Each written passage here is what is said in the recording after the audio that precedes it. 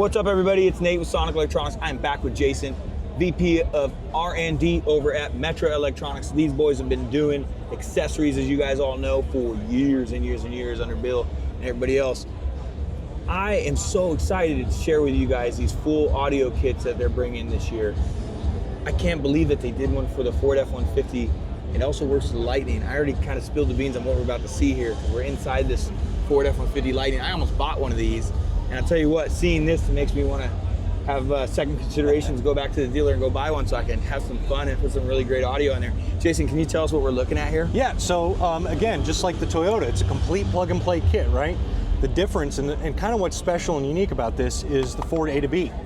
So this is our A to B interface from the Access line. Comes with the amp board already, the amps. It comes with everything you need in one package.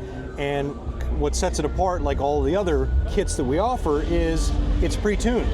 So this thing comes with the amps that you see here, comes in with a ported box, 10-inch, that goes underneath the seat right here. You see it underneath. Comes with the rear door speakers, front door speakers, and some dash tweeters.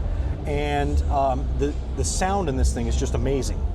It's all pre-configured. It's all pre-configured, pre-tuned.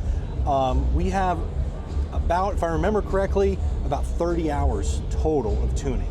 So just the audio tuning. Yeah, just the final tweaks. I mean, to get there was many more hours, hundreds of hours. So when I look at this unit, and you know, it's funny, as viewers of our YouTube channel, you're probably wondering when these guys are saying A to B interfaces. It's kind of a new term in our industry. When you consider A to B for the average user hearing that word, where do you kind of in layman's terms, what does that mean for the average guy? Yeah, so it's kind of an advanced communication between the radio up front and the factory amplifier in the back. And if you don't have the special messaging or language, it really makes it difficult to add in aftermarket equipment. So that's where the DSP, the A to B DSP comes into play, because it takes that language and converts it and then gives us the ability to just have RCA outputs, just like an aftermarket radio. So we do the heavy lifting with the interface side, and then we just give you RCA pre-outs.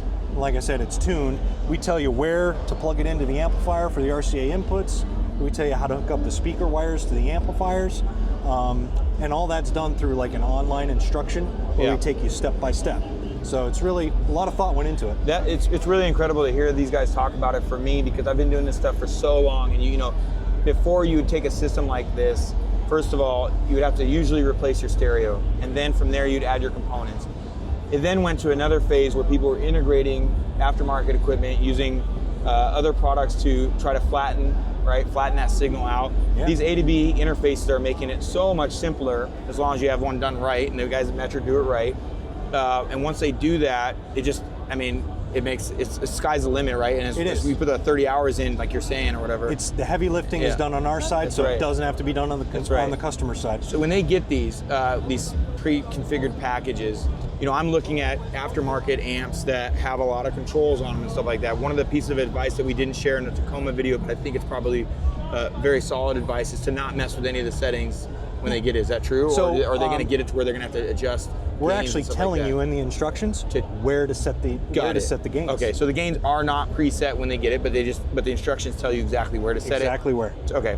And then is there any other tweaking that they have to do on the actual DSP or anything like that, or is that all? No, it's going to come out of the box. Okay. Pre-tuned, plug it in, and you go. Just the amp you needed. Dial in or whatever. Yeah, just the amps you got to dial in, because we want to make sure they're in the correct spots, because if they're off, if they don't match perfectly, then it could mess up the overall sound quality. And on this setup, we've got the two subs underneath the 110. Okay, so 110 underneath, and then we got 4 speakers, basically with the tweeters, I guess 6 speakers. Yes, that's correct. So what are you using amps-wise again? So we've got the tweeters, the front doors, the rear doors, and then the sub. Got it. The sub is off of is bridged off of the 4-channel amp. Got it. Okay, and that's what I was wondering. If there's one thing I have to say about the sub box, it's ported enclosure for a 10-inch. Okay. But it's a shallow 10-inch woofer. Okay.